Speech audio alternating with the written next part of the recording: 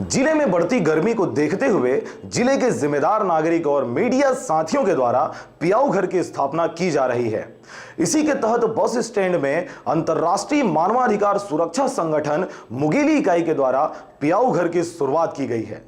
लगातार बढ़ती हुई गर्मी को देखते हुए जिला प्रशासन के द्वारा शहर के प्रमुख स्थानों पर लाखों रुपए के वाटर एटीएम लगवाए गए थे, जो काफी दिनों से बंद पड़े हुए थे, जिनका उपयोग लोग नहीं कर पा रहे थे। इस बात को मीडिया के द्वारा उठाने पर इन वाटर एटीएमों की मरम्मत कर शुरुआत कर दी गई है, पर यह वाटर एटीएम बढ़ती हुई जनसंख्या के सामने नाकाफी सिद्ध हो रहे हैं, जिसकी वजह से शहर के जनहितैषियों के द्वारा पियाऊ घर का निर्माण कर लोगों को स्वच्छ और ठंडा पानी उपलब्ध करवाया जा रहा है।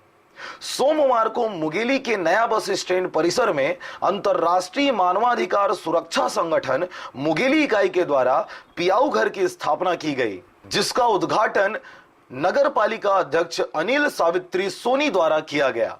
अंतर्राष्ट्रीय मानवाधिकार सुरक्षा संगठन द्वारा समय समय पर जनहित के लिए अनेक कार्यक्रमों का आयोजन किया जाता है। सामाजिक सरोकार से जुड़ी संस्था के द्वारा किया गया यह निश्चित ही सराहनीय कार्य है। मुगेली से ब्यूरो रिपोर्ट, आरजे रमझाझर।